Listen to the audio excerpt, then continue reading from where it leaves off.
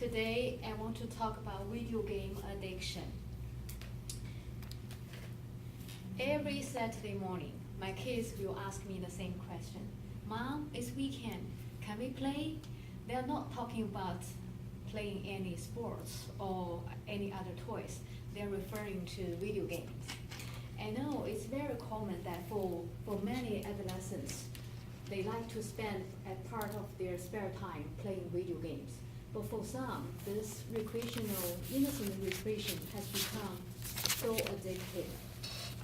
Very soon, family, friends, schoolwork, or even personal hygiene, they are all neglected because nearly every spare moment is spent on video games.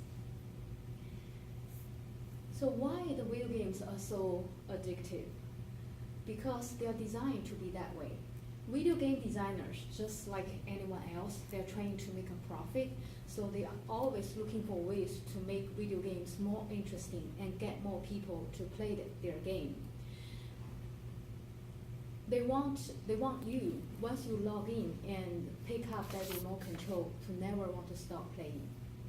So consequently, they design the games to be difficult enough to be truly challenging, while allowing the players to achieve small accomplishments to compel them to keep playing.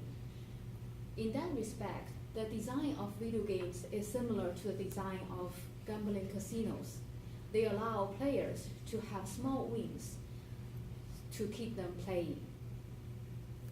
Another consideration is that for some people, they are more prone to addiction of any kind than other people.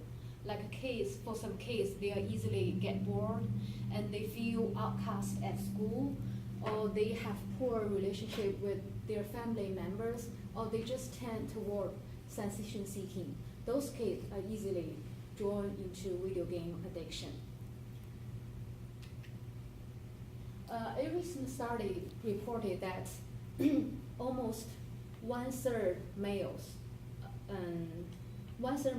and one female in 10, they reported that they feel like addicted to video games.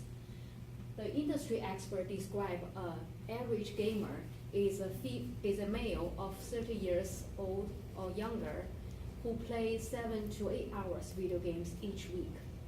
So that raises the question, why males are more into video games than females? A recent called brain imaging study shows that while playing video games, men have more activities in the region of the brain associated with reward and addiction compared with women.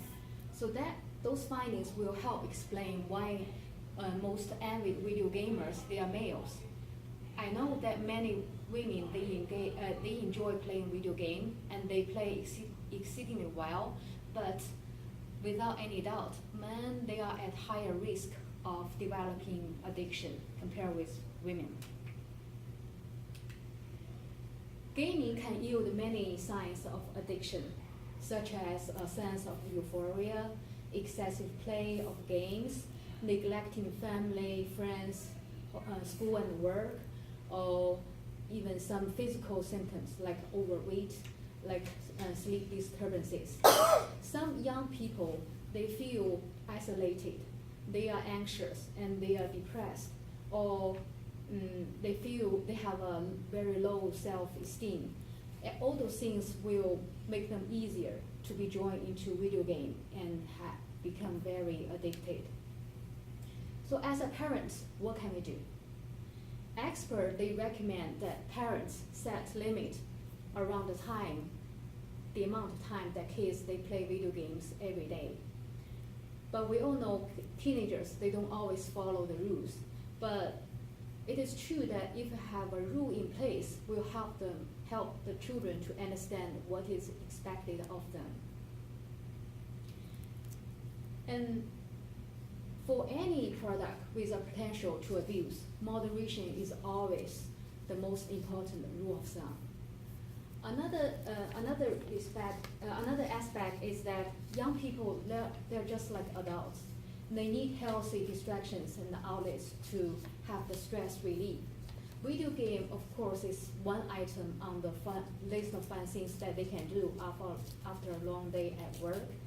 But they do have other items on the list that can be pursued regularly, such as playing on a sports team, reading books, walk dog, or joining a club.